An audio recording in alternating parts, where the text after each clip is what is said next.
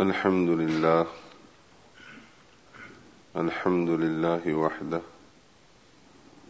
والصلاة والسلام على من لا نبي بعده اما بعد حج اسلام کے بنیادی ارکان میں سے ایک رکن ہے۔ حضرت صلی اللہ علیہ وآلہ وسلم ارشاد فرماتے ہیں، بنی الاسلام علی خمس، اسلام کی بنیاد 5 چیزوں پر رکھی گئی ہے۔ شہادت اللہ الہ الا اللہ وان محمد الرسول اللہ، اس بات کی گواہی دینا کہ اللہ کے سوا کوئی معبود نہیں اور محمد صلی اللہ علیہ وسلم اللہ کے رسول ہیں، وہ اقام الصلاۃ اور نماز قائم کرنا، وہ ایتاء الزکاۃ اور زکوٰۃ دینا، وہ صوم رمضان اور رمضان کے روزے رکھنا، وہ حج البیت اور بیت اللہ کا حج کرنا۔ اللہ تعالیٰ ارشاد فرماتے ہیں، وَلِلَّهِ عَلَى النَّاسِ حِجُّ الْبَيْتِ مَنِ اسْتَطَاعَ إِلَيْهِ سَبِيلًا، لوگوں کے ذمے ان میں سے جو شخص بھی بیت اللہ تک پہنچنے کی طاقت رکھتا ہو، بیت اللہ کا حج فرض ہے۔ اور حضرت صلی اللہ علیہ وآلہ وسلم ارشاد فرماتے ہیں، ان اللہ فرض علیکم الحج فحجوا، بے شک اللہ تعالی نے تم پر حج فرض کیا ہے، لہذا تم حج کرو۔ تو حج کی فرضیت قرآن سے بھی ثابت، حج کی فرضیت حدیث سے بھی ثابت، اور حج اسلام کے بنیادی ارکان میں سے ایک رکن۔ اسی وجہ سے جس شخص کو اس فریضے سے سبکدوش ہونے کی توفیق مل جاتی ہے، اس کے لیے احادیث شریفہ میں بڑی بڑی فضیلتیں وارد ہوئی ہیں۔ حضرت صلی اللہ علیہ وسلم ارشاد فرماتے ہیں، من حج للہ، جس شخص نے حج کیا اللہ ہی کو راضی کرنے کی نیت سے، فلم یرفث ولم یفسق، پھر حج کے دوران نہ اس نے کوئی زبانی گناہ کیا، نہ دوسرے کسی عمل کے اعتبار سے کوئی گناہ کیا، رجع کیوم ولدتہ امہ،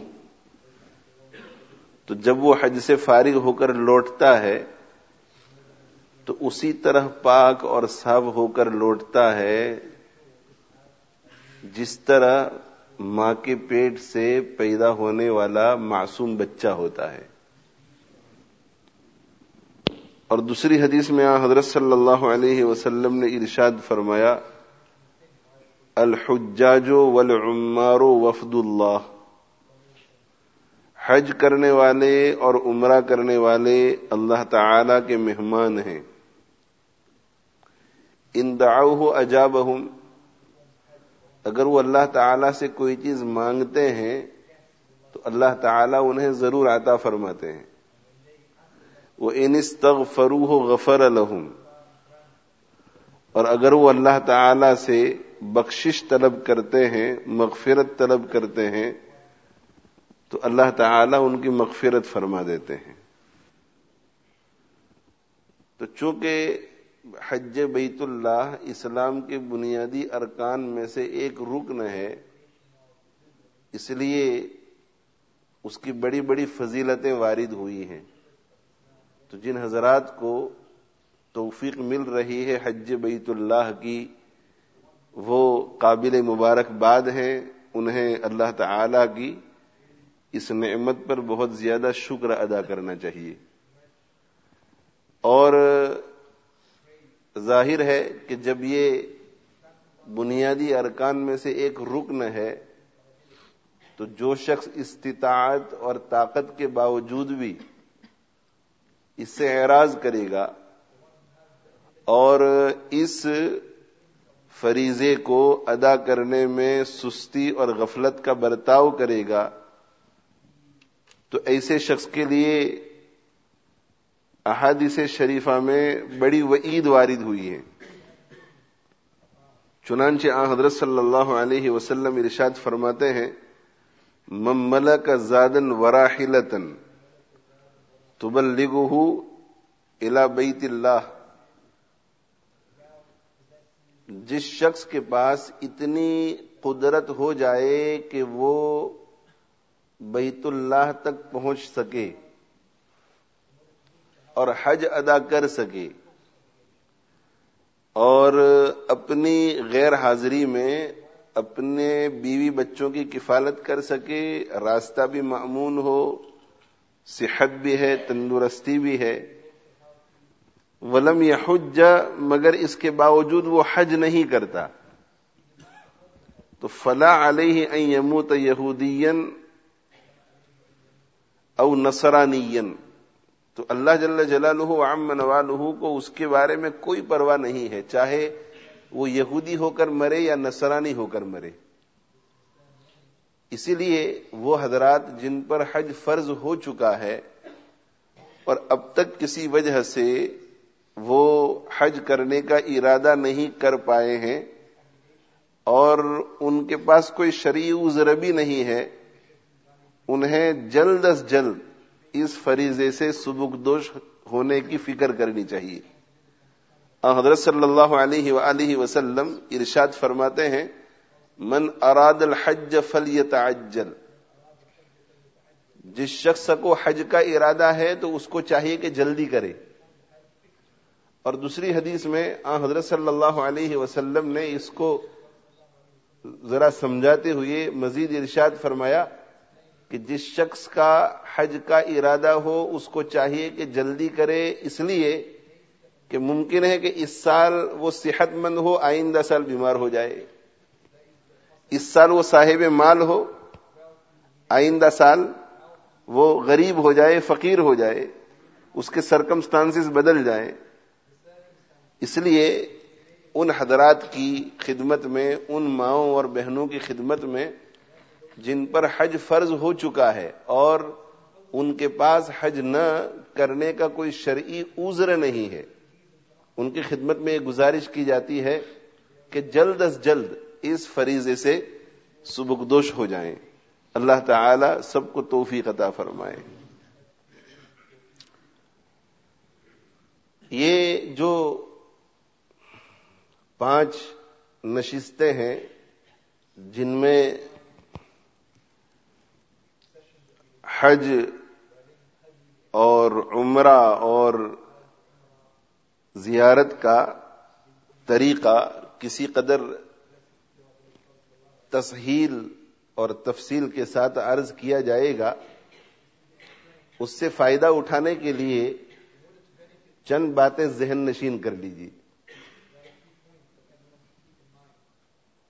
سب سے پہلی بات یہ ہے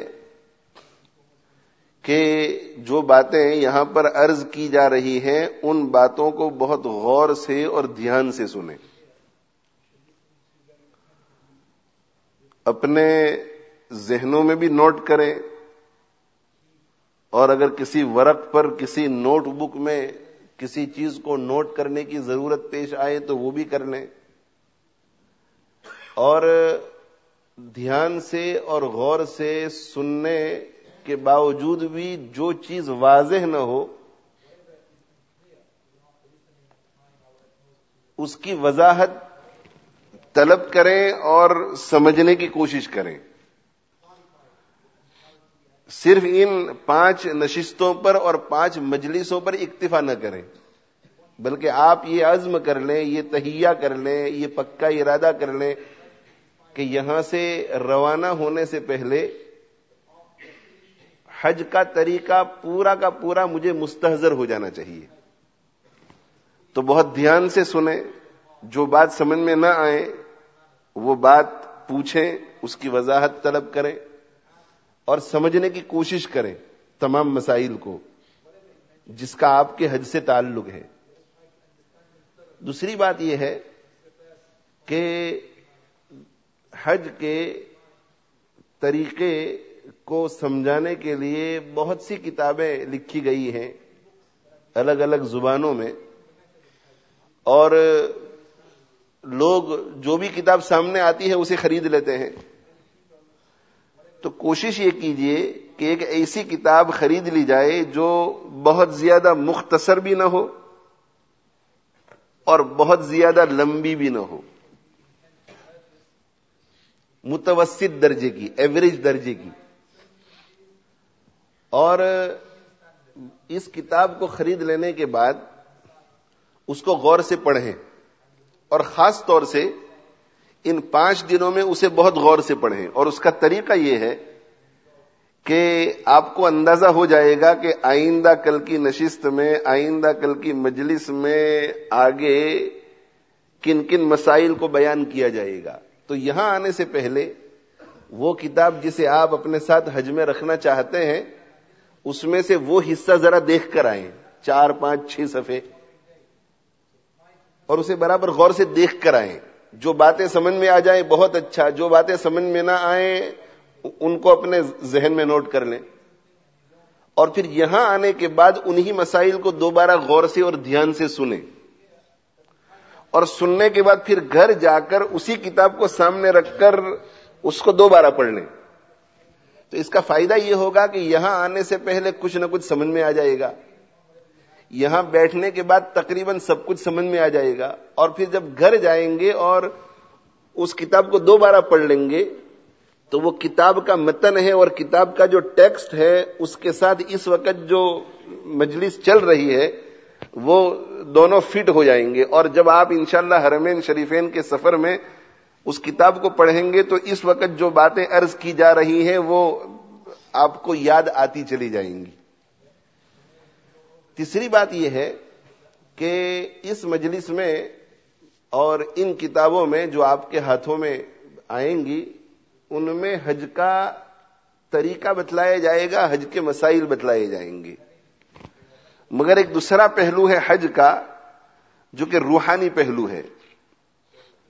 تو اس کے لیے حضرت شیخ الحدیث مولانا زکریا صاحب رحمۃ اللہ علیہ کی فضائل حج، ورچوز آف حج خرید لی جائے، اور فضائل حج اور ورچوز آف حج کو آج ہی سے روزانہ 1 1 2 2 3 3 4 4 5 5 صفحے پڑھنا شروع کر دیں،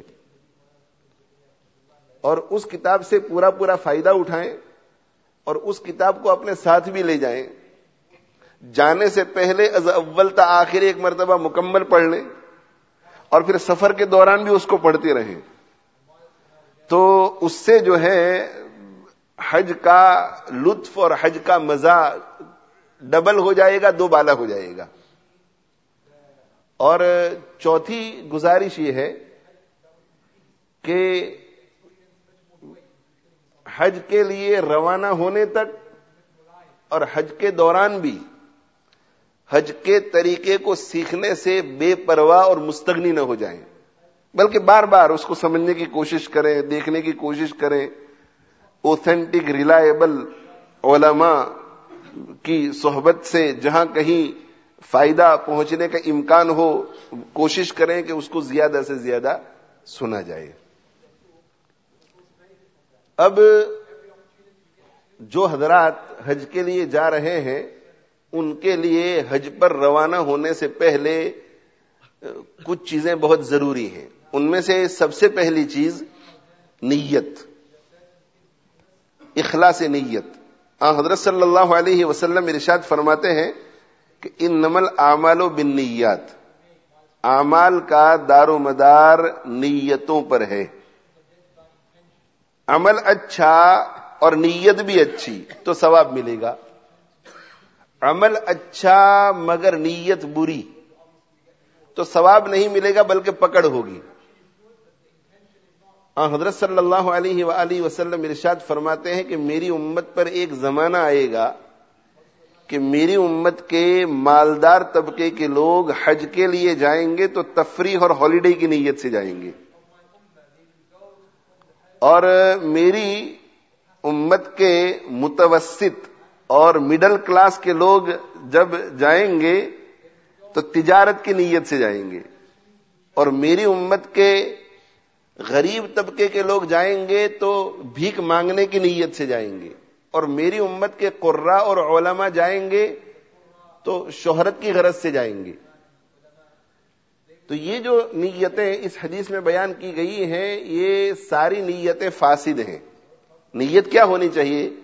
نیت یہ ہونی چاہیے کہ جس اللہ نے مجھے پیدا کیا، جس اللہ نے مجھے صحت عطا فرمائی، جس اللہ نے مجھے جوانی تک پہنچایا، ہمیشہ بچپنے میں نہیں رکھا، بچپن میں مجھے اٹھایا نہیں، اور جس اللہ نے مجھے ایمان کی دولت سے نوازا، اسلام کی دولت سے سرفراز کیا، اور جس اللہ نے مجھے یہ سب کچھ دینے کے بعد اتنا مال بھی دیا کہ میں اس کے گھر تک جا سکوں، اس اللہ کا مجھے حکم ہے کہ اے میرے بندے تو میرے گھر پر آ اور میرے گھر کی زیارت کر اور یہاں آ کر حج کے ارکان ادا کر. تو میں اس اللہ کو راضی کرنے کے لیے یہ سفر کر رہا ہوں. نیت اپنی بالکل درست رہے. نیت یہ نہ ہو کہ مجھے لوگ حاجی صاحب کہیں گے، نیت یہ نہ ہو کہ میرے خاندان کے سبھی لوگوں نے حج کر لیا ہے اور لوگ مجھے پوچھتے رہتے ہیں اور مجھے حیا آتی ہے، شرم آتی ہے، تو چلو ہم بھی حج کر لیتے ہیں تاکہ اس شرم سے ہم نجات پالیں.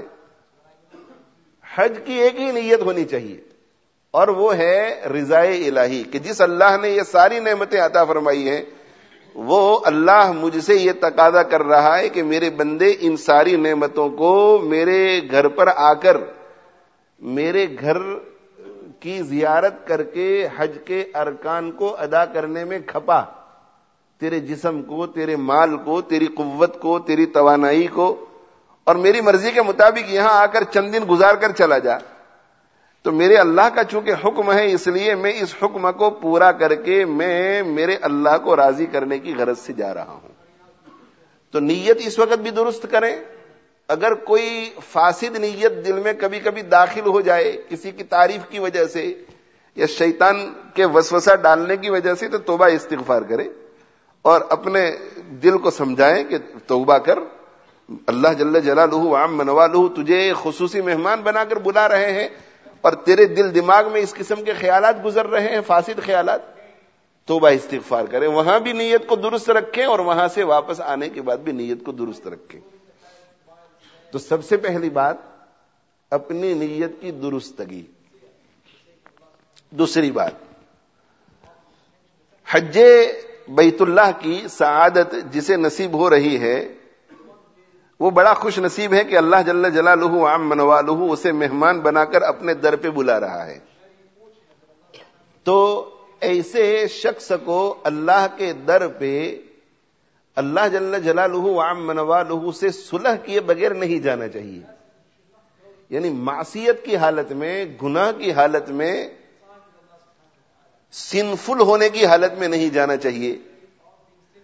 اسے یہیں پر اسی وقت اللہ جل جلالہ وعم نوالہ کی بارگاہ کی طرف رجوع کرنا چاہیے اور اپنے دل ہی دل میں اپنی پچھلی زندگی میں اللہ کی جتنی نافرمانیاں ہوتی رہی ہیں ان تمام نافرمانیوں سے توبہ کر لینی چاہیے، اور بعد میں 2 رکعت پڑھ کر صلاۃ التوبہ پڑھ کر اللہ تعالیٰ سے معافی مانگنی چاہیے اور یہ عزم کر لینا چاہیے کہ آئندہ اللہ تعالیٰ کی نافرمانیوں میں سے کوئی نافرمانی نہیں ہوگی. اب اللہ جل جلالہ وعم نوالہ نے ہمیں جن کاموں کا حکم فرمایا ہے وہ 2 قسم پر ہیں. ایک ہے حقوق اللہ اور دوسرے ہیں حقوق العباد. اللہ کے حقوق جیسے نماز، اس میں کسی بندے کا کوئی دخل نہیں. روزہ، اس میں کسی بندے کا کوئی دخل نہیں. زکوٰۃ، اس میں کسی بندے کا کوئی دخل نہیں. قربانی، اس میں کسی بندے کا کوئی دخل نہیں. زنا سے بچنا، شراب نہ پینا، جوا نہ کھیلنا، میوزک نہ سننا، فلم نہ دیکھنا، یہ سارے حقوق اللہ جن کا تعلق صرف اللہ کے حق سے ہے. اور اللہ تعالیٰ کے کچھ احکام ایسے ہیں، کچھ اوامر ایسے ہیں، کچھ کمانڈز ایسے ہیں، کچھ آرڈرز ایسے ہیں جن کا تعلق اللہ کے بندوں سے ہے. مثلا کسی کا مال مت کھانا، ابھی اللہ کا حکم ہے اور اس کا تعلق بندے کے حق سے ہے، اس لیے کہ اللہ کے اس حکم پر جو بھی عمل نہیں کرے گا تو بندے کو نقصان پہنچے گا. کسی کی غیبت مت کرنا، ابھی اللہ کا حکم ہے اور اللہ تعالی کے بندے سے اس حکم کا تعلق ہے. کسی پر ظلم مت کرنا، کسی کو قتل مت کرنا.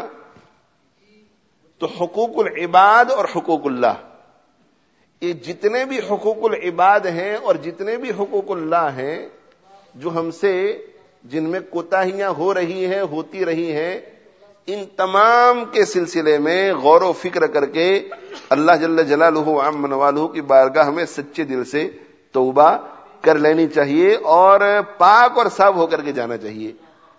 اور توبہ کا طریقہ کیا ہے؟ توبہ کا طریقہ یہ ہے کہ وہ گناہ جن کا تعلق اللہ کے حقوق سے ہیں ان کے لیے 3 شرطیں ہیں. جب 3 کنڈیشنز اور 3 شرطیں پائی جائے گی تو وہ گناہ معاف ہو جائے گا. سب سے پہلا کنڈیشن، اس گناہ سے رک جائے. مثلا ایک شخص فجر کی نماز نہیں پڑھتا تو سب سے پہلا کنڈیشن یہ ہے کہ وہ فجر کی نماز چھوڑنے کا جو عادی ہے اس سے رک جائے اور کل سے نماز پڑھنا شروع کر دے. پہلی یہ بات. دوسری بات ہے کہ اسے ریگریٹ ہونا چاہیے، ندامت، پچھتاوا، کہ جس اللہ تعالیٰ نے مجھے زندگی عطا فرمائی اس نے پورے دن میں مجھے 5 وقت کی نماز پڑھنے کا حکم کیا اور اس میں بھی میں کوتاہی کر رہا ہوں. ریگریٹ، اس گناہ سے رک جائے. Number 2 regret. اور نمبر 3 دل میں یہ پکا ارادہ کہ فیوچر میں اس گناہ کو کبھی بھی دوبارہ نہیں کروں گا. یہ 3 کنڈیشن ہیں ان گناہوں سے توبہ کے لیے جن کا تعلق اللہ کی ذات سے ہے.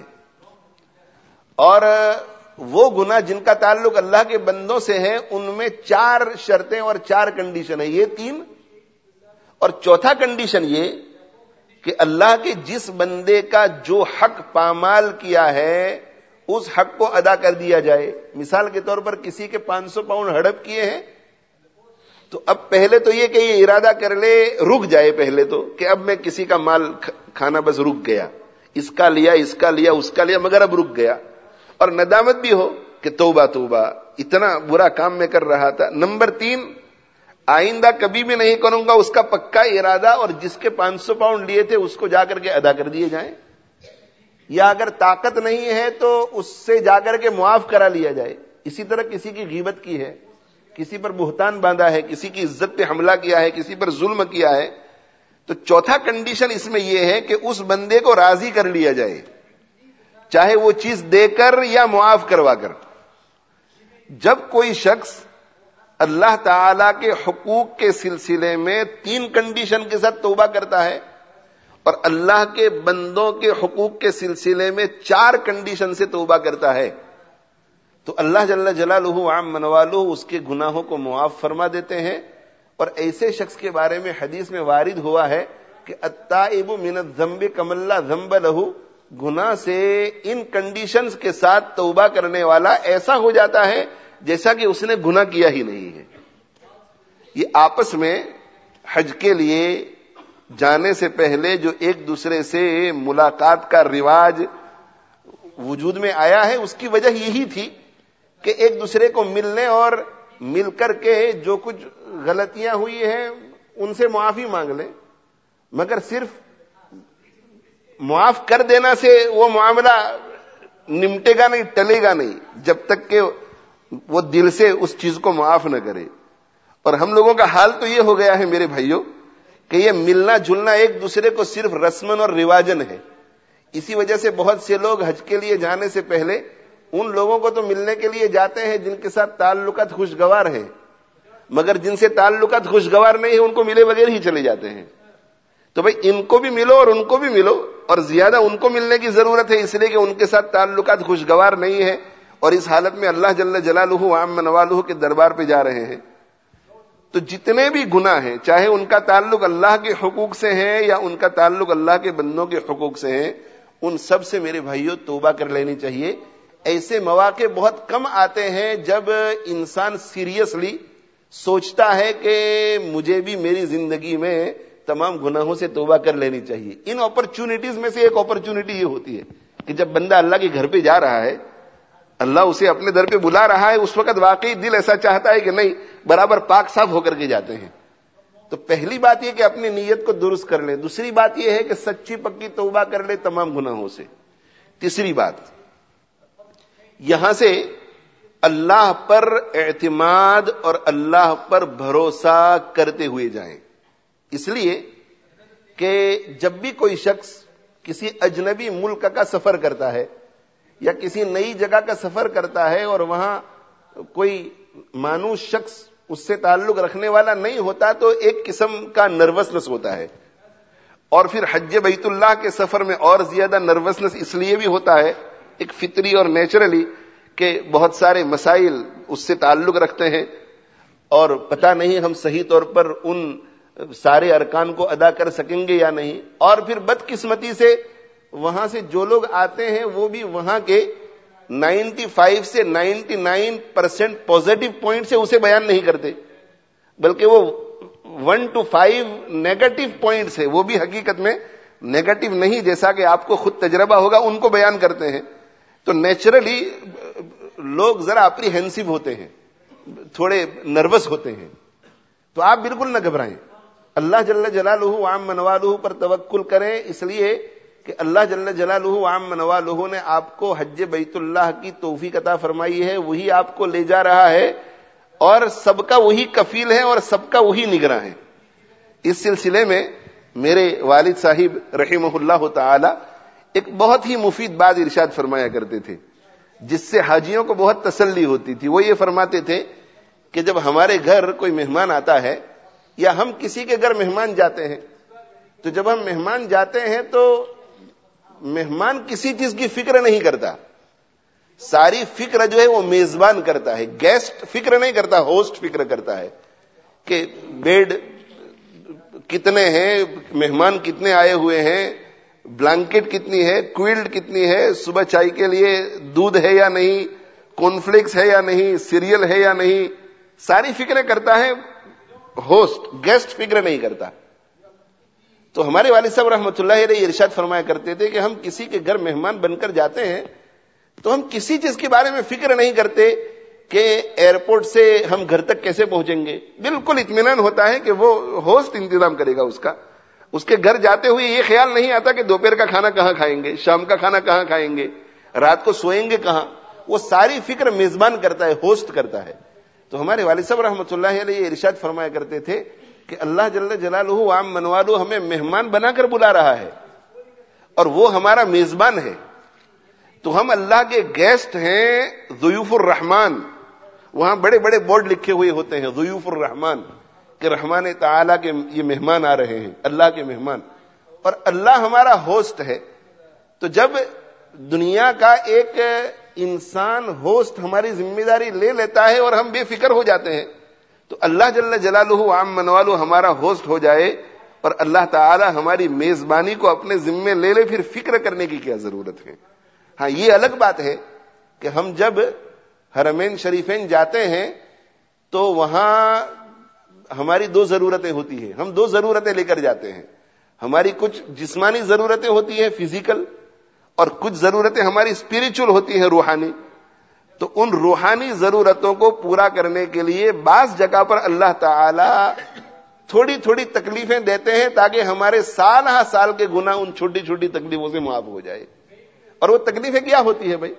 کسی جگہ بس میں بیٹھ گئے اور وہ بالکل اسٹینڈ سٹل ٹریفک ہو گئی 1 گھنٹے کے لیے، 1.5 گھنٹے کے لیے. اب آپ بیٹھے ہوئے ہیں تو بس یہ تکلیف ہے. اب وہاں بیٹھے ہوئے ہیں 1 گھنٹہ 1.5 گھنٹہ، آپ اگر جلدی پہنچ جاتے تب بھی آپ حاجی ہیں اور حج میں ہیں اور ثواب مل رہا ہے، بس میں بیٹھے ہوئے تب بھی آپ کو ثواب مل رہا ہے. اور اللہ جل جلالہ عام منوالہ اتنی چھوٹی چھوٹی تکلیفوں کے بدلے میں اللہ تعالیٰ پتہ نہیں کتنے کتنے گناہ معاف فرماتے ہیں، کتنے کتنے درجے بلند فرماتے ہیں. تو آپ بالکل گھبرائیں نہیں، ذہن سے اس فکر کو نکال دیں. ہر سال لاکھوں حاجی حج کے لیے جاتے ہیں اور اللہ جل جلالہ عام منوالہ نے آپ حضرات کو ماشاءاللہ وسائل اور ریسورسز دیے ہیں. ایسے ایسے ملکوں سے آتے ہیں کہ جن کے پاس ریسورسز نہیں، کھانے پینے کے لیے پیسے بھی کافی نہیں، اور پھر یہ کہ ان کے پاس اتنے ریسورسز نہیں کہ اپنے ساتھ کمپانینز کو لے کر آئیں، تو اکیلا بوڑھا آدمی 70 سال کا 80 سال کا آ جاتا ہے اور وہ حج کر کے چلا جاتا ہے. اللہ تعالیٰ سب کی حفاظت فرماتے ہیں.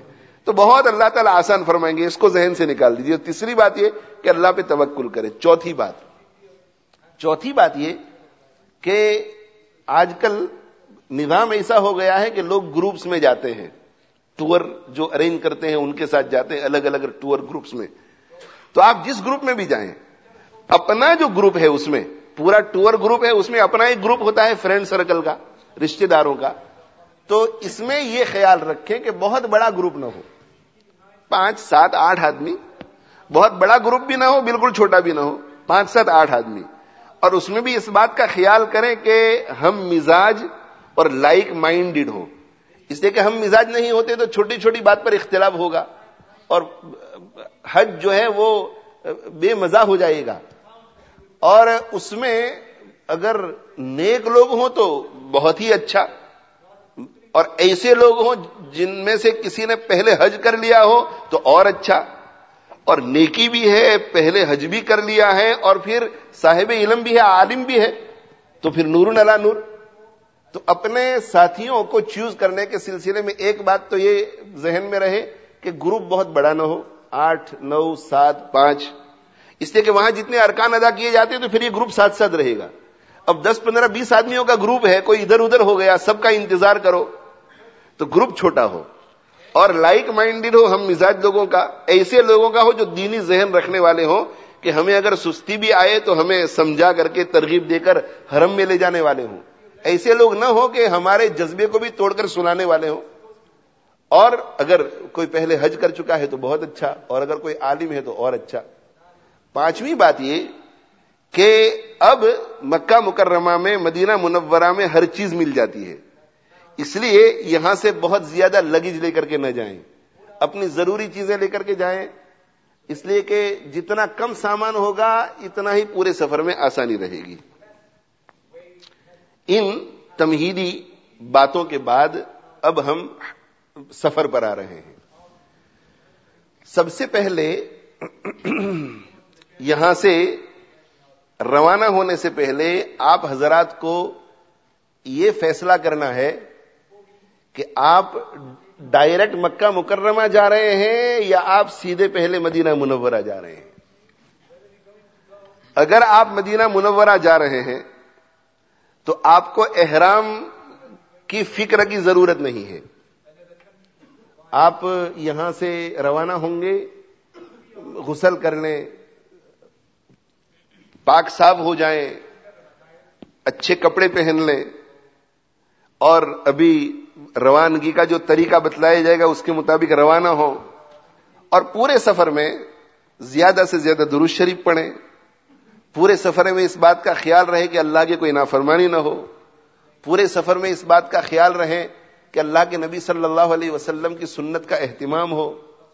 اور پورے سفر میں اس بات کا خیال رہے کہ اللہ کے نبی صلی اللہ علیہ وسلم کی سیرت اور آپ کی بایوگرافی پر کوئی کتاب ہو جس کو آپ پڑھتے پڑھتے مدینہ منورہ پہنچ جائیں. اس پر مزید تفصیل اخیری مجلس اور اخیری نشست میں انشاءاللہ عرض کی جائے گی. اگر آپ یہاں سے سیدھے مکہ مکرمہ جا رہے ہیں، اس کا مطلب یہ ہوا کہ آپ کو مکہ مکرمہ پہنچنے سے پہلے، بلکہ میقات پہنچنے سے پہلے احرام میں آ جانا پڑے گا.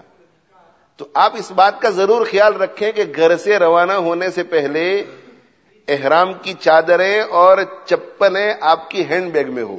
کبھی کبھی غلطی ہو جاتی ہے، سوٹ کیس میں رکھ دیتے ہیں، چیک ان ہو جاتا ہے اور اس کے بعد احرام ہاتھ میں نہیں رہتا تو مشکلات کا سامنا ہو جاتا ہے. اس لیے کہ جدہ اترنے سے پہلے پہلے آپ کو احرام میں آ جانا چاہیے، جس کی تفصیل آگے آ رہی ہے. تو ہینڈ بیگ میں آپ کا احرام ہو، ہینڈ بیگ میں آپ کی چپلیں ہو. اب روانگی سے پہلے وہ تمام کام کر لیں جو احرام میں آنے کے بعد ممنوع ہو جانے والے ہیں. ناخن کاٹنا ممنوع ہو جائے گا تو ناخن تراش لیں. مونچھوں کو درست کرنا ممنوع ہو جائے گا، اسے ٹھیک کر لیں. بغل کے بال، ناف کے نیچے کے بال، اسی طرح میاں بیوی کے تعلقات ممنوع ہو جائیں گے، اس سے فارغ ہو جائے. جو چیزیں احرام میں آنے کے بعد منع ہو جانے والی ہیں اور اس وقت جائز ہیں، اسے کر لینا مستحب ہے، لہذا ان سے فارغ ہو جائیں. غسل کر لیں، غسل کر کے اچھے کپڑے پہن لیں. اچھے کپڑے پہننے کے بعد اگر مکروہ وقت نہ ہو اور عورتیں ناپاکی کی حالت میں نہ ہوں تو 2 رکعت نفل پڑھیں سفر کی، اور 2 رکعت نفل پڑھیں. اور بہتر یہ ہے کہ پہلی رکعت میں سورہ قل یا ایھا الکافرون پڑھیں، دوسری رکعت میں سورہ قل ھو اللہ احد پڑھیں. اگر یہ 2 سورتیں یاد نہ ہو تو جو سورتیں یاد ہو پڑھ لیں. اور ان دونوں سورتوں کو پڑھ کر 2 رکعت مکمل کر کے اللہ جل جلالہ عام منوالو کی بارگاہ میں ہاتھ اٹھا کر دعا کریں. اس میں اپنی دنیاوی اخروی ساری ضرورتوں کے لیے دعا کریں، توبہ استغفار کریں، اور اللہ سے یہ مانگیں کہ اللہ آپ ہمارے اس سفر کو آسان فرمائیں، اس سفر کو مقبول بنائیں، اس سفر کی ہماری مادی روحانی جتنی بھی ضرورتیں ہیں انہیں پوری فرمائیں. آپ ہماری حفاظت فرمائیں، ہماری نگرانی فرمائیں، اور آپ ہم سے ہر قدم پر وہ کام کروائیں جس سے آپ کی ہمیں رضا حاصل ہو. اور پورے سفر میں ایسی کوئی بے ادبی نہ ہو، ایسا کوئی کام نہ ہو جس سے آپ ہم سے ناراض ہو جائیں. اپنے اہل و عیال، اپنے کاروبار، اپنے گھر بار کی حفاظت کے لیے بھی اللہ سے دعا کریں اور اللہ کو سپرد کریں. اور پھر یہ دعا کریں کہ اے اللہ، آپ کے محبوب پیغمبر صلی اللہ علیہ وسلم نے مدینہ منورہ سے روانہ ہوتے ہوئے جو دعائیں فرمائی تھیں وہ ساری دعائیں ہمارے حق میں بھی قبول فرما لیجیے. اور یہ ایک ایسی دعا ہے کہ ہر جگہ پر آپ یہ کرتے رہیں. مثال کے طور پر طواف کر رہے ہیں تو طواف کرتے کرتے جو دعائیں کرنی ہو کریں، اور پھر یہ بھی کہیں کہ اللہ طواف میں آپ کے محبوب پیغمبر صلی اللہ علیہ وسلم نے جو دعائیں فرمائی تھی وہ میرے حق میں قبول کر لیجئے. اسی طرح بیت اللہ پر جب نظر پڑے تو دعا کر لیجئے، اور دعا کرنے کے بعد اخیر میں کہے کہ اللہ آپ کے محبوب پیغمبر صلی اللہ علیہ وسلم نے بیت اللہ پر نظر پڑتے وقت جو دعائیں فرمائی تھی وہ میرے حق میں قبول فرمائیں. مینا میں، عرفہ میں، مزدلفہ میں، ہر جگہ پر زمزم پیتے وقت اے اللہ پہلے اپنی ساری دعائیں کر لیں اور پھر یہ دعا کر لیں کہ اے اللہ آپ کے محبوب پیغمبر صلی اللہ علیہ وسلم نے یہاں پر جو دعائیں فرمائی تھی وہ میرے حق میں قبول فرما لیں. اس لیے کہ اللہ کے نبی صلی اللہ علیہ وسلم نے جس جگہ پر جو دعا کرنی تھی وہ ضرور کی ہوگی. اب ہمیں اتنی سمجھ نہیں ہے جتنی ان کو تھی، اس لیے اخیر میں جا کر کے یہ دعا کرنے کہ اللہ آپ کے محبوب پیغمبر صلی اللہ علیہ وسلم نے روانہ ہوتے وقت جو دعا فرمائی تھی وہ میری طرف سے بھی آپ قبول فرما لیجئے، میرے حق میں قبول فرما لیجئے. اور پھر دوست احباب کو، اپنے گھر والوں کو مل کر ملاقات کر کے روانہ ہو، اور کوشش یہ کریں کہ خوشی خوشی روانہ ہو، اس لیے کہ حرمین شریفین کا سفر ہے. مگر کبھی کبھی جذبات سے انسان مغلوب ہو جاتا ہے اور ایموشنل ہو جاتا ہے، تو کوشش یہ کریں کہ اندر غم ہو مگر کم سے کم چہرے کے اوپر خوشی ہو کہ میں حرمین شریفین کی طرف جا رہا ہوں، اور اپنی گاڑی میں بیٹھ کر کے روانہ ہو. اور پورے سفر میں اس بات کا خیال رہے، یہ استحضار رہے کہ میں اللہ کے کورٹ میں جا رہا ہوں، اللہ کے دربار میں جا رہا ہوں. مجھے پوری زندگی گناہوں میں صرف کر دی ہے، اب یہ بات زیب نہیں دیتی کہ اس سفر میں بھی میں اللہ کی نافرمانی کروں. کانوں کی خوب حفاظت کریں، آنکھوں کی خوب حفاظت کریں، زبان کی خوب حفاظت کریں، تسبیح ہاتھ میں رکھ کر کے کچھ نہ کچھ پڑھتا رہے، تلاوت کرتا رہے، حج کے مسائل سیکھتا رہے، دوسروں کو سکھاتا رہے، دوسروں کی خدمت کرتا رہے، اور بہت زیادہ بات کرنے سے اپنے آپ کو بچائے، اس لیے کہ زبان جو ہے وہ بہت سارے گناہ کر لیتی ہے. اس طرح چلتے چلتے آپ جو ہے ایئرپورٹ پہ پہنچ جائیں گے.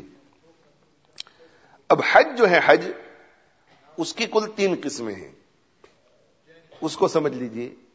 ایک ہے حج افراد، دوسرا ہے حج تمتع، اور تیسرا ہے حج قران.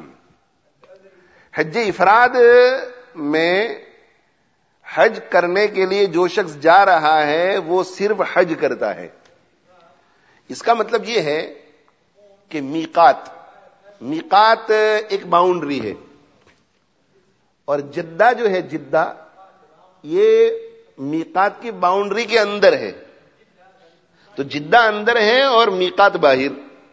تو میقات ایک باؤنڈری ہے، اور شریعت مطہرہ نے میقات سے باہر جتنے لوگ رہتے ہیں جیسے ہم لوگ ہیں، تو جب بھی مکہ مکرمہ کی نیت کر کے یہ میقات سے باہر والے لوگ جاتے ہیں تو ان کے لیے ضروری ہے کہ میقات پر پہنچنے سے پہلے احرام پہنے، چاہے عمرے کا پہنے چاہے حج کا.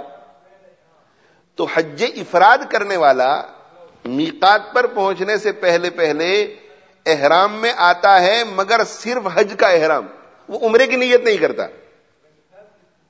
وہ احرام کی چادریں پہن لینے کے بعد 2 رکعت نماز پڑھتا ہے، اور 2 رکعت نماز پڑھ کر جب نیت کرتا ہے تو یہ نیت کرتا ہے کہ اللہم انی ارید الحج فیسرہ لی وتقبلہ منی. اے اللہ میں حج کی نیت کرتا ہوں، آپ اس کو میری طرف سے قبول فرما لیجئے، آسان فرمائیے. صرف حج کی نیت کرتا ہے، عمرے کی نہیں. اچھا، اب یہ کیا کرے گا؟ یہ جائے گا مکہ مکرمہ، اور مکہ مکرمہ جانے کے بعد ایک طواف کرے گا، طواف قدوم. اور طواف کرنے کے بعد یہ سعی نہیں کرے گا، حلق نہیں کرے گا، اس لیے کہ عمرہ نہیں کر رہا ہے، صرف حج کرنے والا ہے. تو یہ طواف قدوم کرے گا وہاں جا کر. اور یہ طواف قدوم ایسا ہی ہے جیسا کہ ہم لوگ یہاں کی ہماری مسجدوں میں جا کر وقت ہوتا ہے تو 2 رکعت تحیت المسجد پڑھتے ہیں. تو حرم شریف میں جب کوئی داخل ہوتا ہے تو وہ طواف قدوم کرتا ہے، طواف کرتا ہے، وہ وہاں کا تحیہ ہے. تو وہ طواف قدوم کرتا ہے، اور طواف قدوم کرنے کے بعد پھر احرام میں سے نہیں نکلے گا، وہ احرام ہی میں رہے گا. کب تک؟ یہ مینا جائے گا اسی احرام میں، مینا سے پھر عرفہ جائے گا، عرفہ سے پھر مزدلفہ آئے گا، مزدلفہ سے پھر مینا آئے گا، اور مینا آنے کے بعد رمی کرے گا، اور رمی کرنے کے بعد پھر یہ احرام میں سے نکلے گا. تو ایک لمبا احرام ہو جاتا ہے. یہ ہے حج افراد. دوسرا ہے حج تمتع. حج تمتع میں وہ عمرہ کرتا ہے اور حج کرتا ہے، عمرہ اور حج. مگر عمرہ اور حج، عمرہ سے فارغ ہونے کے بعد احرام میں سے نکل جاتا ہے، اور پھر 7 ذو الحجہ کو یا 8 ذو الحجہ کی صبح کو ایک دوسرے احرام میں آتا ہے، حج کے احرام میں. اس کی تفصیل سمجھیے کہ جب میقات، وہ جو بارڈر ہے، اس سے پہلے یہ عمرے کی نیت کرتا ہے، اور نیت یہ کرتا ہے کہ اللہم انی ارید العمرۃ، اے اللہ میں عمرے کی نیت کرتا ہوں، فیسرھا لی وتقبلھا منی، اس کو آپ میرے لیے آسان کیجئے اور اس کو قبول کیجئے. چلا گیا مکہ مکرمہ. مکہ مکرمہ پہنچنے کے بعد یہ طواف کرتا ہے. طواف کرنے کے بعد طواف کی 2 رکعت پڑھتا ہے. 2 رکعت پڑھنے کے بعد زمزم کے پاس جاتا ہے. وہاں سے یہ سعی کے لیے صفا مروہ پر جاتا ہے. سعی کرنے کے بعد اپنے بالوں کو کٹوا دیتا ہے، اور کٹوانے سے فارغ ہو کر کے حلال ہو جاتا ہے. اب جو چیزیں اس کے لیے احرام کی وجہ سے ممنوع ہو گئی تھی، اب ساری چیزیں حلال ہو گئی، نارمل ہو گیا، نارمل حالت میں آ گیا. اب 8 ذو الحجہ کو یا 7 ذو الحجہ کو مکہ ہی میں رہتے ہوئے وہ پھر دوبارہ احرام میں آئے گا، مگر اب نیت کرے گا حج کی. اللہم انی ارید الحج، اے اللہ میں حج کی نیت کرتا ہوں، فیسرہ لی وتقبلہ منی، آپ اس کو میری طرف سے آسان فرمائیے اور اس کو میری طرف سے قبول فرمائیے. اس کو حج تمتع کہتے ہیں. تمتع کا معنی ہے نفع اٹھانا. تو یہ چونکہ ایک ہی سفر میں 2 کام کرتا ہے اور ڈبل نفع اٹھا لیتا ہے، اور پھر ان دونوں عبادتوں کے بیچ میں احرام سے فارغ ہو کر اور نفع اٹھا لیتا ہے، تو اس لیے اس کو حج تمتع کہتے ہیں. اور اکثر لوگ جو حج کے لیے جاتے ہیں وہ حج تمتع کرتے ہیں، اس لیے کہ اس میں سہولت اس اعتبار سے ہے کہ احرام لمبا نہیں ہوتا. تیسری قسم ہے حج قران. حج قران میں ہوتا یہ ہے کہ حج قران میں بھی عمرہ اور حج دونوں کو کرتا ہے، مگر حج تمتع میں عمرے کا احرام الگ، حج کا احرام الگ، اور حج قران میں دونوں کا احرام ایک ہی. وہ بالکل حج افراد کی طرح. اس میں کیا ہوتا ہے کہ میقات کی جو باؤنڈری ہے اس پر جانے سے پہلے پہلے جب احرام پہنتا ہے تو نیت کرتا ہے اللہم انی ارید العمرۃ والحج، اے اللہ میں حج اور عمرے دونوں کی نیت کرتا ہوں، فیسرہما لی وتقبلہما منی، ان دونوں کو میرے لیے آپ آسان فرمائیں اور میری طرف سے قبول فرمائیں۔ اب یہ مکہ مکرمہ جائے گا، مکہ مکرمہ جانے کے بعد سب سے پہلے عمرہ کرے گا، طواف کے بعد سعی، مگر چونکہ اسی احرام میں رہنا ہے اس لیے بالوں کو نہیں کٹوائے گا، طواف اس کے بعد سعی، اور سعی کے بعد طواف قدوم، اور طواف قدوم سے فارغ ہونے کے بعد اسی احرام میں رہے گا۔ اب 8 ذو الحجہ کو جائے گا مینا، وہاں سے پھر عرفہ، وہاں سے پھر مزدلفہ، وہاں سے پھر مینا، اور مینا آ کر کے کنکر پھینکے گا، کنکر پھینکنے کے بعد وہ نحر کرے گا جانور کو، اور نحر کرنے کے بعد جو ہے دم شکر سے فارغ ہونے کے بعد اپنے بالوں کو منڈوائے گا، کٹوائے گا، اس کے بعد یہ احرام میں سے نکلتا ہے۔ سب سے افضل ہمارے امام صاحب رحمۃ اللہ علیہ کے نزدیک حج قران ہے، سب سے افضل، کیوں؟ اس سے کہ اس میں احرام بھی لمبا ہوتا ہے، اور احرام کے لمبا ہونے کے ساتھ ساتھ 2 عبادتوں کو کر لیتا ہے۔ اس کے بعد دوسرے نمبر پر حج تمتع، اس لیے کہ اس میں 2 عبادتیں ہیں، عمرہ اور حج، اور اس کے بعد تیسرے نمبر پر حج افراد۔ عموماً لوگ چونکہ حج تمتع کرتے ہیں، اس لیے ہماری ان نشستوں میں حج تمتع کو بیان کیا جائے گا۔ جو حضرات حج قران کرنا چاہتے ہیں یا جو حضرات کسی وجہ سے حج افراد کرنا چاہتے ہیں، ان کی خدمت میں گزارش ہے کہ بعد میں علماء کرام سے، مفتیان اعظام سے رابطہ کر کے حج قران اور حج افراد کا طریقہ معلوم کر لے کہ حج تمتع میں اور اس میں تھوڑا بہت فرق کیا ہے۔ اسی طرح جو حضرات حج بدل کے لیے جا رہے ہیں تو ان کی خدمت میں بھی گزارش ہے کہ حج بدل والے بھی مفتیان کرام سے، علماء کرام سے رابطہ کر کے معلوم کر لیں کہ آیا وہ حج قران اور حج تمتع کر سکتے ہیں یا ان کے لیے حج افراد ہی ضروری ہے، ذرا اس کی وضاحت تھوڑی معلوم کر لیں۔ اب آپ پہنچ گئے ہیں ہیتھرو ایئرپورٹ، اور آپ کو جدہ پہنچنے سے پہلے احرام میں آ جانا ہے۔ تو مختلف قسم کے لوگ ہیں اس وقت۔ کچھ لوگ وہ ہوں گے جو پہلے مدینہ منورہ چلے گئے ہیں تو مدینہ منورہ سے مکہ جا رہے ہیں۔ تو مدینہ منورہ سے جو لوگ مکہ جاتے ہیں تو ایک مسجد آتی ہے، مسجد ذو الحلیفہ، اور وہاں کمپلسری اور لازمی طور پر گاڑی، ٹیکسی، بس سب کچھ وہاں جا کر کے رکتا ہے، اور یہ وہ جگہ ہے جہاں سے آپ صلی اللہ علیہ وآلہ وسلم نے اپنے حج کا احرام باندھا تھا۔ تو جو لوگ پہلے مدینہ چلے جائیں گے وہ پہنچ گئے ہیں کہاں؟ ذو الحلیفہ، اس کو بیر علی بھی کہتے ہیں، مسجد علی بھی کہتے ہیں، مسجد احرام بھی کہتے ہیں، مسجد ذو الحلیفہ بھی کہتے ہیں، وہاں پہنچ گئے۔ کچھ لوگ وہ ہیں جو یہاں سے ڈائریکٹ فلائٹ سے جدہ پہنچیں گے، ہیتھرو سے یا مانچسٹر سے کسی اور جگہ سے۔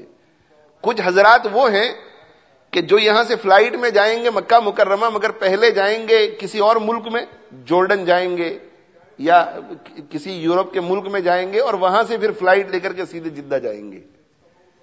جو حضرات مدینہ منورہ سے جا رہے ہیں وہ اپنا احرام باندھیں گے مسجد ذو الحلیفہ میں، ان کے لیے سیدھی سادی بات ہے۔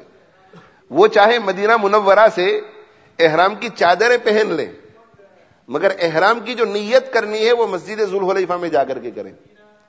جو حضرات ایروپلین سے جا رہے ہیں ان کی خدمت میں گزارش یہ ہے کہ جو ڈائریکٹ فلائٹ میں جا رہے ہیں وہ چادر وادر سب کچھ پہن لے اپنے یہاں کے ایئرپورٹ پہ، یا اس ایئرپورٹ پہ جہاں سے وایا کر کے آپ جا رہے ہیں۔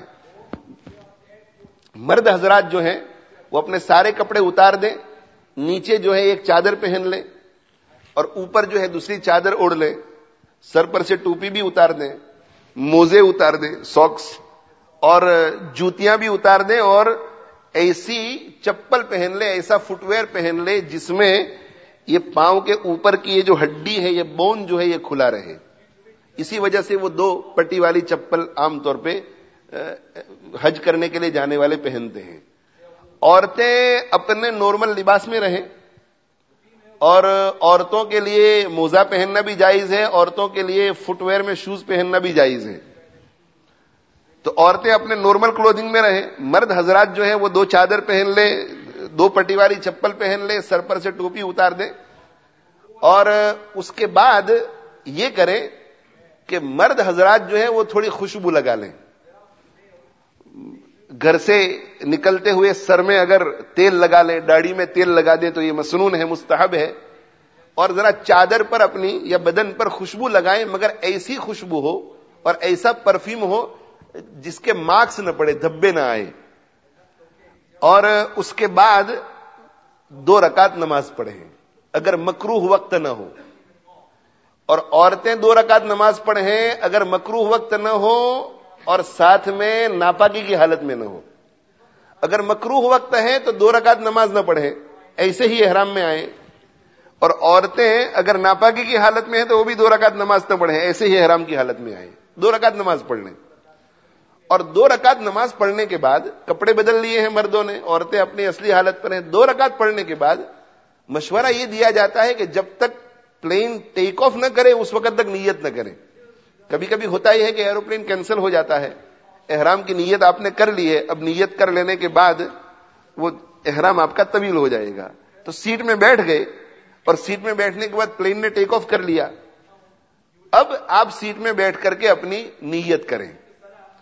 تو 2 رکعت نماز تو پڑھ لیں ایئرپورٹ پر, اور ایروپلین میں بیٹھ جانے کے بعد ٹیک آف ہو جائے, اس کے بعد آپ نیت کریں. اور اس میں خیال اس بات کا کریں کہ جدہ اترنے سے 1 گھنٹہ پہلے احرام میں آ جائیں, just to be on the safe side. اب سیٹ میں بیٹھے ہوئے ہیں, اور سیٹ میں بیٹھے ہوئے ہیں وہاں جو ذوالحلیفہ میں ہے مسجد جو مدینہ منورہ سے جا رہے ہیں, وہ تو وہیں اس مسجد میں 2 رکعت پڑھیں گے. اور 2 رکعت پڑھنے کے بعد وہ حضرات وہاں نیت کریں گے, اور 2 رکعت پڑھتے ہوئے اپنے سر کو چادر سے ڈھانپ کر پڑھیں. تو 2 رکعت پڑھ لی, 2 رکعت پڑھنے کے بعد اب نیت کرنی ہے. جو مسجد ذوالحلیفہ میں ہے وہ تو مسجد ذوالحلیفہ ہی میں نیت کریں گے. جو ایئرپورٹ پہ نماز پڑھ رہے ہیں ان کی خدمت میں گزارش یہ ہے کہ بہتر یہ ہے کہ آپ حضرات اپنی نیت جو ہے ایروپلین کے ٹیک آف ہونے کے بعد کریں. اور اس میں کرنا یہ ہے کہ نیت کرنی ہے عمرے کی. اللہم انی ارید العمرۃ فیسرھا لی وتقبلھا منی. اسے عربی ہی میں نیت کرنا ضروری نہیں ہے, نیت دل سے کی جاتی ہے. آپ کا دل دماغ یہ سمجھ رہا ہو کہ آپ عمرہ کر رہے ہیں, عمرے کے لیے جا رہے ہیں, اور زبان سے چاہے عربی میں کہیں, چاہے اردو میں کہیں, چاہے انگلش میں کہیں کہ اے اللہ میں عمرے کی نیت کرتا ہوں, آپ میرے لیے آسان کیجئے, اسے قبول فرمائیے. یہ نیت کر لی آپ نے. نیت کر لینے کے بعد آپ کہیں لبیک اللہم لبیک لبیک لا شریک لک لبیک ان الحمد والنعمت لک والملک لا شریک لک. 2 رکعت نماز پڑھنے سے پہلے آپ نے چادریں پہن لی ہیں, آپ ابھی احرام میں نہیں آئے ہیں. 2 رکعت نماز پڑھ لی, آپ ابھی احرام میں نہیں آئے ہیں. آپ نے نیت کر لی, آپ ابھی احرام میں نہیں آئے ہیں. احرام میں کب آئیں گے؟ نیت کر لی, نیت کرنے کے بعد تلبیہ پڑھ لیا, لبیک جب مکمل ہو گیا اب آپ احرام میں آ گئے. اس سے پہلے صرف چادر پہن لینے سے کوئی محرم نہیں ہو جاتا. میں جو عرض کرنا چاہتا ہوں وہ یہ کہ چادر پہن لینے سے کوئی چیز آپ پر جو ابھی جائز ہے وہ حرام نہیں ہوتی. کب ہوگی؟ جب آپ نیت کرنے کے بعد لبیک پڑھ لیں گے. اب لبیک پڑھ لیا تو اب آپ کے لیے جو چیزیں پہلے جائز تھی احرام میں آنے کی وجہ سے جو ممنوع ہونے والی ہے وہ ممنوع ہو گئی. ان کی پوری لسٹ جو ہے وہ کتابوں میں لکھی ہوئی موجود ہے. مرد حضرات اب اپنے سر کو نہیں ڈھانپ سکتے, کپڑا نہیں ڈال سکتے, ٹوپی نہیں پہن سکتے. مرد حضرات اپنے چہرے کو نہیں ڈھانپ سکتے. عورتیں اپنے سر کو تو ڈھانپے, پورے بدن کو ڈھانپے, چہرے کو نہیں ڈھانپ سکتی. اگر نامحرم مرد سامنے آ جاتے ہیں تو چہرے کو بند کر لینا پڑتا ہے, مگر چہرے کے اوپر کپڑا نہیں لگنا چاہیے. اس کے لیے جو عورتیں با پردہ ہیں اور پہلے جا چکی ہیں ان سے رہنمائی لیں. وہ ایک قسم کی کیپ ملتی ہے, اسے وہ پہن لیتی ہیں اور اس کے اوپر سے یوں کپڑا لٹکا لیتی ہے, تو اس کی وجہ سے کپڑا جو ہے وہ چہرے پر لگتا نہیں ہے. مرد حضرات جو ہیں وہ سلے ہوئے کپڑے اب نہیں پہن سکتے. مرد حضرات موزے نہیں پہن سکتے, ایسا فٹ ویئر نہیں پہن سکتے, ایسی جوتیاں یا چپل نہیں پہن سکتے جس کی وجہ سے یہ پاؤں کی اوپر کی ہڈی جو ہے وہ بند ہو جائے. میاں بیوی کے تعلقات منع, آپس میں میاں بیوی اپنے تعلقات کے بارے میں بات چیت بھی نہیں کر سکتے. ایک دوسرے سے لڑنا جھگڑنا پہلے بھی منع تھا, اب اور زیادہ منع ہو گیا. یہ بہت ساری چیزیں ہیں جو کتابوں میں لکھی ہوئی, اب یہ ممنوع ہو گئی. تو لبیک اللہم لبیک لبیک لا شریک لک لبیک ان الحمد والنعمت لک والملک لا شریک لک پڑھ لیا آپ نے، یہ ساری چیزیں منع ہو گئی. تو دوبارہ ذرا اس کو سمجھ لیجئے کہ 2 رکعت پڑھ لی، چادر پہن لی، اس سے کوئی چیز منع نہیں ہوگی. 2 رکعت پڑھ لی، اس سے بھی کوئی چیز منع نہیں ہوگی. نیت کر لی، اس سے بھی کوئی چیز منع نہیں ہوگی. نیت کر لی، اس کے بعد لبیک پڑھ لیا، لبیک پڑھنے سے وہ چیز منع ہو جائے گی. اب یہ لبیک جو ہے، لبیک اللہم لبیک لبیک لا شریک لک لبیک ان الحمد والنعمت لک والملک لا شریک لک، اس کو بھئی ہر شخص یاد کر لے، ہر شخص یاد کر لے، اس لیے کہ یہ حج کا ایک خاص وظیفہ ہے احرام کا.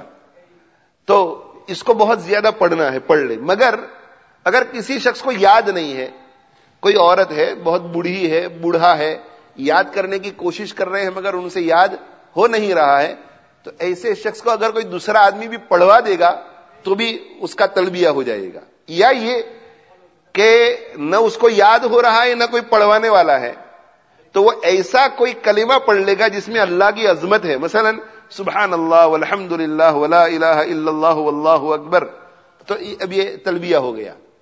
تو اللہ کی عظمت والا کوئی بھی کلمہ ہے وہ تلبیہ میں شامل ہو جائے گا. مگر اس کا مطلب یہ نہیں ہے کہ ہم سستی غفلت کریں اور تلبیہ کو نہ پڑھیں. ہر شخص جو ہے وہ تلبیہ کو یاد کرے. تو تلبیہ پڑھتے ہی آپ احرام میں آ گئے. اب احرام کی میں جو چیزیں ممنوع ہو جاتی ہیں ممنوع ہو گئیں. اب آپ اپنا بہت زیادہ خیال کریں اور نیک کام کرتے ہوئے، گناہوں سے بچتے ہوئے، نمازوں کا اہتمام کرتے ہوئے. ایروپلین کے اندر بھی نماز کے اوقات میں نماز پڑھنا ضروری ہے. فلم وغیرہ بھی دکھائی جاتی ہیں ایروپلین میں، اس سے اپنے آپ کو بچائیں. میوزک سننے سے بچائیں، بد نظری سے بچائیں. ایک دوسرے کا تعاون کریں، ایک دوسرے کو سکھائیں، اور آنکھ بند کر کے سوچیں کہ میں گنہگار ہوں، اللہ کا نافرمان ہوں، مجرم ہوں، بہت گناہ کیے ہیں، اور یہ مجرم جو ہے اللہ کے کورٹ میں جا رہا ہے اپنے گناہوں کو بخشوانے کے لیے. اور خوب استغفار کرے، خوب اللہ تعالیٰ سے دعا کرے، اور تلبیہ پڑھتے پڑھتے لبیک اللہم لبیک پڑھتے پڑھتے اب آپ حضرات جو ہیں وہ جدہ سے ہوتے ہوئے مکہ مکرمہ پہنچ جائیں گے. ایک بات ذہن میں رہے کہ جب بھی اٹھنے بیٹھنے، کسی سے ملاقات، کوئی اونچی جگہ پر چڑھ رہے ہیں، کوئی نیچی جگہ پہ اتر رہے ہیں، اس وقت ضرور ایک مرتبہ تلبیہ پڑھ لیں.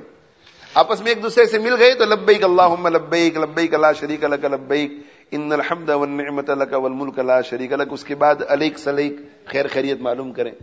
چل رہے ہیں کچھ پڑھتے پڑھتے اور اونچی جگہ آ گئی تو اب لبیک پڑھیں، نیچی جگہ آ گئی لبیک پڑھیں. بیٹھے ہوئے ہیں، کھڑے ہو رہے ہیں تو لبیک پڑھ کر کھڑے ہوں، کھڑے ہیں بیٹھ رہے ہیں تو لبیک پڑھ کر کے بیٹھیں. تلبیہ جو ہے بہت زیادہ پڑھیں. اس میں بہت زیادہ آج کل کوتاہی ہو رہی ہے، اور سب مل کر کے جو تلبیہ پڑھتے ہیں، ایک شخص پڑھاتا ہے اور سب پڑھتے ہیں، یہ سنت کے خلاف ہے. تلبیہ جو ہے لبیک جو پڑھنا ہے وہ سب کو اپنا انفرادی پڑھنا ہے، الگ الگ. اور عورتیں احرام میں آتے وقت جو تلبیہ پڑھیں گی وہ پست آواز سے پڑھے گی، کسی پرائے مرد کے کانوں میں ان کی آواز نہ جائے. اور اگر عورتیں ایسی جگہ پر احرام باندھ رہی ہیں جہاں عورتیں ہی عورتیں ہیں اور کسی پرائے مرد کے کانوں میں آواز جانے کی امکانات نہیں ہے، تو وہ لبیک ذرا بلند آواز سے بھی پڑھ سکتی ہے. اور مرد حضرات جو ہیں وہ لبیک بلند آواز سے پڑھیں، احرام میں آنے کے وقت بھی اور بعد میں بھی وہ بلند آواز سے پڑھتے رہیں. تو تلبیہ پڑھتے ہوئے، تیسرا کلمہ پڑھتے ہوئے، چوتھا کلمہ پڑھتے ہوئے، استغفار کرتے ہوئے، تلاوت کرتے ہوئے، عبادت کرتے ہوئے، راستے میں جو کچھ تکلیفیں ہو، لائن میں کیو میں کھڑے رہنے کے وقت، امیگریشن میں، کسٹم میں، ہر قسم کی پوری صعوبتوں مشقتوں پر صبر کرتے ہوئے، یہ سمجھتے ہوئے کہ جو کچھ ہو رہا ہے مجھے کیا ہے، میں تو اللہ کے راستے میں ہوں، مجھے ثواب مل رہا ہے. آپ جو ہیں اللہ جل جلالہ عم نوالہ کی سب سے زیادہ پاکیزہ دھرتی پر پہنچے، مکہ مکرمہ، اور وہاں جا کر کے پھر اپنے اپنے ہوٹل وغیرہ میں پہنچنے کے بعد اپنا سامان وامان سب اپنی جگہ پر حفاظت سے رکھنے کے بعد پھر آپ عمرے کی آگے عمرے کے ارکان کی فکر فرمائیں. انشاءاللہ آئندہ کل کی نشست میں بیان کیا جائے گا. اللہ تعالی ہم سب کو عمل کی توفیق عطا فرمائے، اور اللہ تعالی ہم سب کے اس بیٹھنے کو قبول فرمائے. اللہ تعالیٰ اس سیکھنے میں سکھانے میں خوب برکت پیدا فرمائے اور نجات کا اللہ تعالیٰ ذریعہ بنائے. اور اللہ تعالیٰ پوری مقبولیت کے ساتھ اللہ تعالیٰ حج مبرور سب کو نصیب فرمائے. پوری دنیا سے جتنے حجاج جا رہے ہیں اللہ تعالیٰ سب کے لیے بہت آسانیاں پیدا فرمائے. اور اللہ تعالیٰ سب کو حج مبرور کرنے والوں کی فہرست میں داخل فرمائے. ہم سب کے دلوں میں اللہ تعالیٰ اور تمام مسلمانوں کے دلوں میں حرمین شریفین کی محبت عظمت پیدا فرمائے. وہاں کے آداب کی، وہاں والوں کے آداب کی بہت رعایت کی توفیق عطا فرمائے. بار بار وہاں کی حاضری نصیب فرمائے. وہیں کی اللہ تعالیٰ موت بھی نصیب فرمائے. وآخر دعوانا الحمدللہ رب العالمین وصلی اللہ علی نبینا محمد وعلی آلہ وصحبہ اجمعین.